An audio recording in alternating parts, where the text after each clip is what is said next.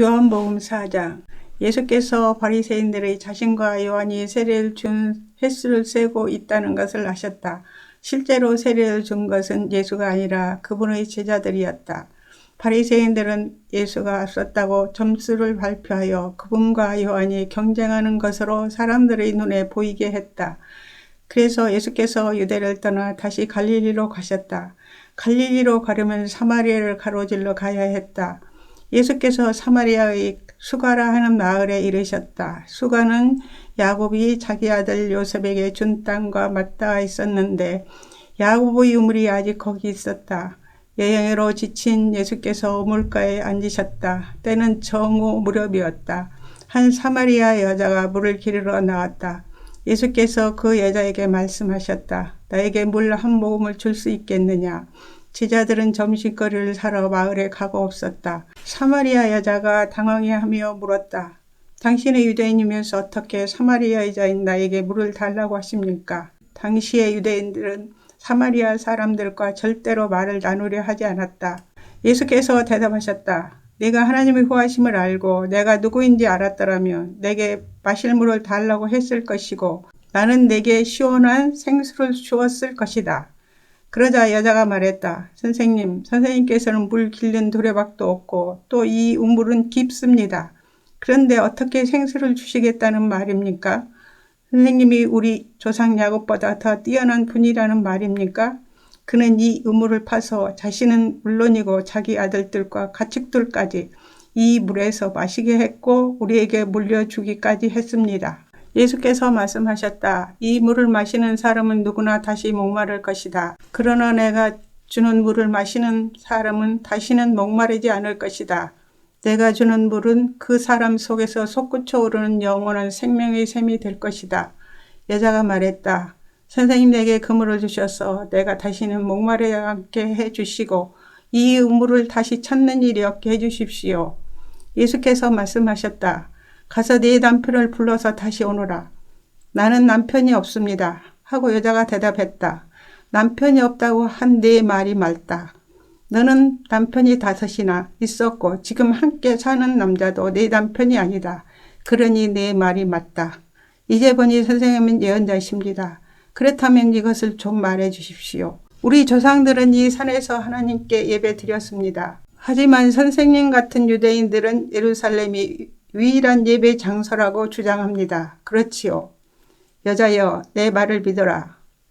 너희 사마리아 사람들이 이 산도 아니고 예루살렘도 아닌 곳에서 아버지께 예배 드릴 때가 온다. 너희는 어둠 속에서 확신 없는 예배를 드리지만 우리 유대인들은 밝은 대낮에 확신에 가득 찬 예배를 드린다. 하나님의 구원의 길은 유대인들을 통해 열린다. 그러나 너희가 어떤 이름으로 불리고 어디서 예배 드리는지는 중요하지 않게 될 때가 온다. 사실은 그때가 이미 왔다. 하나님 앞에서 중요한 것은 너희가 어떤 사람이며 어떻게 사느냐 하는 것이다. 너희가 드리는 예배는 너희 영으로 진리를 추구하는 예배여야 한다. 아버지께서는 바로 그런 사람, 곧 그분 앞에 단순하고 정직하게 있는 모습 그대로 예배 드리는 사람들을 찾으신다. 하나님은 순전한 존재, 그 자체 곧 영이시다. 그러므로 하나님께 예배 드리는 사람은 자신의 존재와 자신의 영과 자신의 참된 마음으로 예배 드려야 한다. 여자가 말했다. 그것은 잘 모르겠습니다만 메시아가 오신다는 것은 압니다. 그분이 오시면 이 모든 것의 전말을 알게 되겠지요. 예수께서 말씀하셨다. 내가 바로 그다. 너는 더 이상 기다리거나 찾지 않아도 된다. 바로 그때 제자들이 돌아왔다. 제자들은 크게 놀랐다. 예수께서 그런 여자와 이야기를 나누리라고는 생각지도 못했기 때문이다. 제자들 가운데 아무도 자신의 생각을 말하지 않았지만 그들의 얼굴에 다 드러나 있었다. 여자는 눈치를 채고 자리를 떴다. 어찌나 당황했던지 물동이까지 두고 갔다. 여자는 마을로 돌아가서 사람들에게 말했다. 내가 한 일을 다 알고 있는 사람이 있습니다. 와 보세요. 그분은 나를 속속들이 아십니다. 혹시 그분이 메시아가 아닐까요? 그래서 그들은 예수를 직접 보러 나갔다. 그 사이에 제자들이 예수께 음식을 권했다. 랍비님 드십시오. 안 드시겠습니까? 예수께서 제자들에게 말씀하셨다. 나에게 너희가 알지 못하는 음식이 있다. 제자들은 누가 그분께 먹을 것을 가져다 드리기라도 한 걸까 하고 어리둥절했다. 예수께서 말씀하셨다. 나를 살게 하는 음식은 나를 보내신 분의 뜻을 행하고 그분이 시작하신 일을 마무리 짓는 것이다. 지금 너희가 주위를 둘러본다면 넉 달쯤 지나야 추수할 때가 되겠다고 말하지 않겠느냐? 내가 너희에게 말한다. 눈을 떠서 눈앞에 무엇이 있는지 똑똑히 보아라. 이 사마리아 밭들은 곡식이 무르익었다. 추수할 때가 된 것이다. 추수하는 사람은 기다리는 법이 없다. 그는 자기 삭슬 받고 영원한 생명을 위해 무르익는 곡식을 거둬들인다. 이제 씨 뿌리는 사람과 추수하는 사람이 서로 어깨 동무를 하고 기뻐하게 되었구나. 한 사람은 씨를 뿌리고 다른 사람은 거둬들인다는 말이 과연 맞는 말이다. 나는 너희가 일구지 않은 밭으로 너희를 보내 추수하게 했다. 너희는 손가락 하나 보탠 것이 없이 다른 사람들이 오랫동안 힘써 일궈놓은 밭에 걸어 들어간 것이다. 마을에서 온 많은 사마리아 사람들이 예수께 자신의 삶을 맡겼다. 그분은 내가 한 일을 다 아십니다. 나를 속속들이 아십니다. 라고 말한 여자의 증언 때문이었다. 그들은 예수께 좀 더 몰러 주기를 청했고 예수께서는 이틀을 더 머무셨다. 더 많은 사람들이 예수의 말씀을 듣고 자신의 삶을 그분께 의탁했다. 사람들이 여자에게 말했다. 이제 우리는 당신의 말 때문에 믿는 것이 아니요. 우리가 직접 듣고 확실히 알게 되었소. 그분은 세상의 구주십니다. 이틀 후에 예수께서 갈릴리로 떠나셨다. 예수께서 예언자가 자기가 자란 곳에서는 존경받지 못한다는 것을 경험으로 잘 알고 계셨다. 예수께서 갈릴리에 도착하셨을 때 갈릴리 사람들이 그분을 반겼다. 그러나 그것은 그들이 유월절 기간 동안 예수께서 예루살렘에서 행하신 일에 감동을 받았기 때문이지 그분이 누구시며 장차 무슨 일을 하시려는지 정말로 알았기 때문은 아니었다. 예수께서 전에 물로 포도주를 만드셨던 갈릴리 가나로 다시 가셨다. 한편 가버나움에 왕실 관리 한 사람이 있었는데 그의 아들이 병을 앓고 있었다.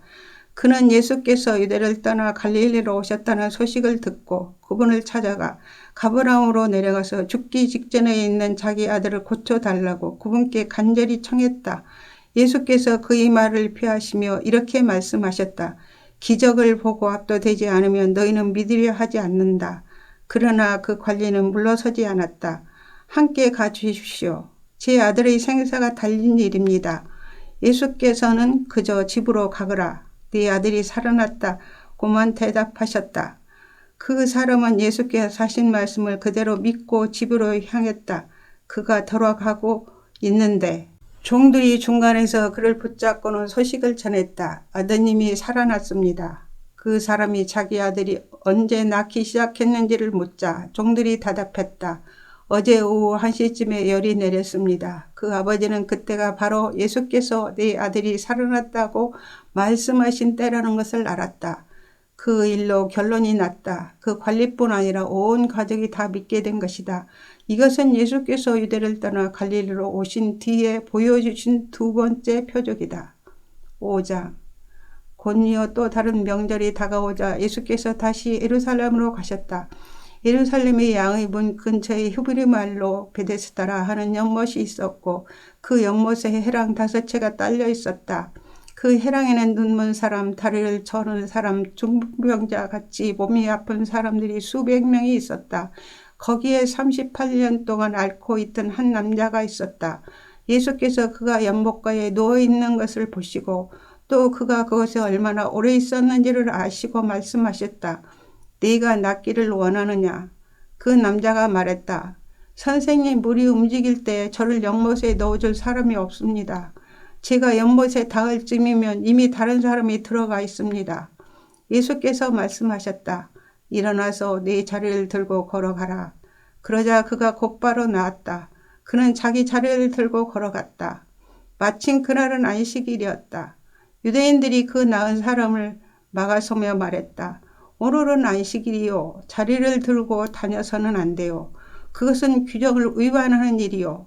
그러자 그가 그들에게 말했다. 나를 낫게 해준 분이 내게 자리를 들고 걸어가라고 말씀하셨소. 그들이 물었다. 당신에게 자리를 들고 걸어가라고 한 사람은 누구요? 그러나 그 나은 사람은 그분이 누구인지 알지 못했다. 예수께서 어느새 무리 속으로 몸을 숨기셨기 때문이었다. 얼마 후에 예수께서 성전에서 그 사람을 만나자 이렇게 말씀하셨다. 아주 좋아 보이는구나. 너는 건강해졌다. 죄짓는 삶으로 되돌아가지 마라. 만일 되돌아가면 더 심한 일이 일어날 수 있다. 그 사람이 돌아가서 자기를 낫게 해준 이가 예수라고 유대인들에게 말했다. 그러자 유대인들은 예수께서 안식일에 그 같은 일을 했다는 이유로 그분을 잡으려고 했다.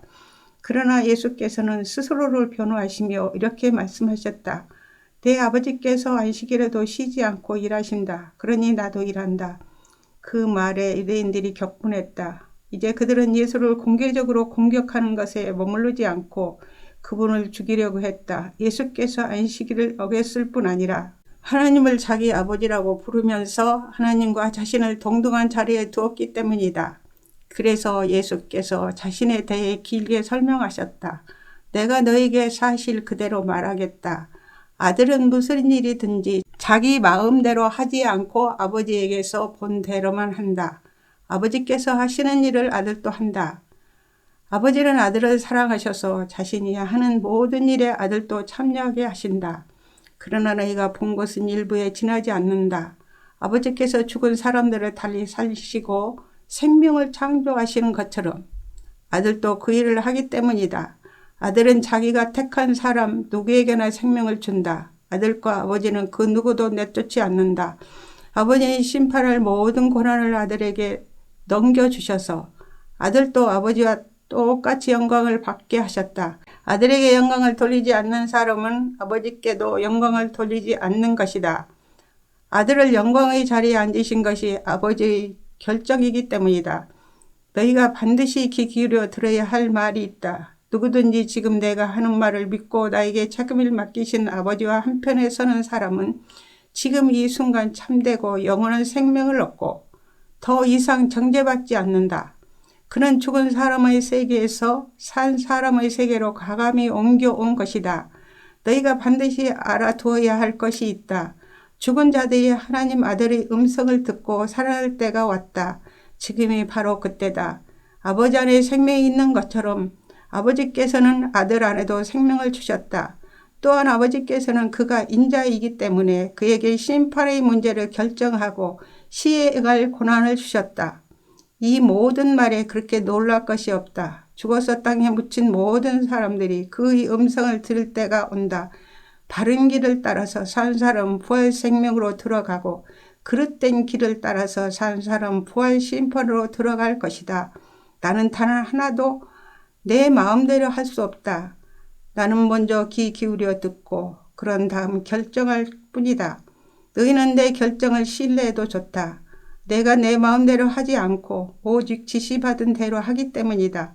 내가 내 자신을 위해 말한다면 그 증언은 헛될 뿐이 아니라 나의 이익을 위한 것이 되고 말 것이다. 그러나 나를 증언해 주시는 분은 따로 계신다. 그분은 모든 증인 가운데 가장 믿을 만한 증인이시다. 게다가 너희 모두는 요한을 보았고 그의 말을 들었다. 그가 나에 관해 전문적이고 믿을 만한 증언을 해주지 않았느냐. 그러나 내가 너희의 지지를 얻으려고 하거나 한낱 사람의 증언에 호소하려는 것은 아니다. 내가 이렇게 말하는 것은 너희로 구원을 얻게 하려는 것이다. 요한은 밝게 타오르는 횃불이었고 너희는 한동안 그의 밝은 빛 속에서 기쁘게 춤을 추었다. 그러나 참으로 나를 증거하는 증언, 요한의 증언보다 훨씬 뛰어난 증언이 있다. 아버지께서 나에게 이루라고 맡겨주신 일이 바로 그것이다. 내가 이루려고 하는 이 일이 아버지께서 실제로 나를 보내셨다는 것을 증언해 준다. 또한 나를 보내신 아버지께서도 나를 증언해 주셨다. 그러나 너희는 이 점을 놓치고 말았다. 너희는 그분의 음성을 들은 적도 없고 그분의 모습을 뵌 적도 없다. 너희 기억 속에 그분의 메시지가 하나도 남아있지 않는 것은 너희가 그분의 심부름꾼을 진정으로 받아들이지 않았기 때문이다. 너희는 영원한 생명을 얻을 수 있으리라는 생각에 늘 성경에 파묻혀 지냈다. 그러나 너희는 나무를 보느라 숲을 놓치고 있다. 이 성경 전체가 나에 관해 기록된 것이다. 그런데 내가 너희 앞에 이렇게 서 있는데도 너희는 생명을 원한다고 하면서 정작 나에게서 그 생명을 받으려고 하지 않는다. 나는 사람들의 인정을 받는 데는 관심이 없다. 왜 그러지 않으냐? 내가 너희와 너희 무리를 잘 알기 때문이다.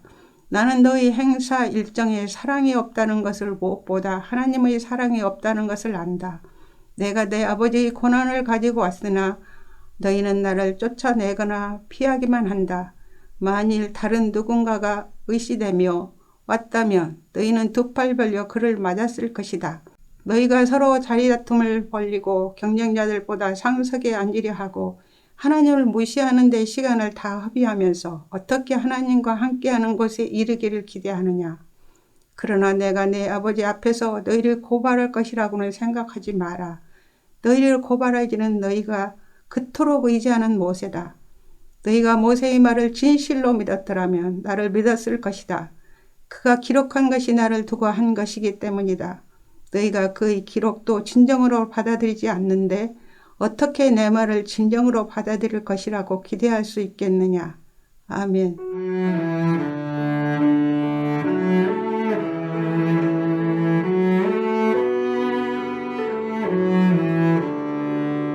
오늘도 말씀으로 승리하시길 바랍니다.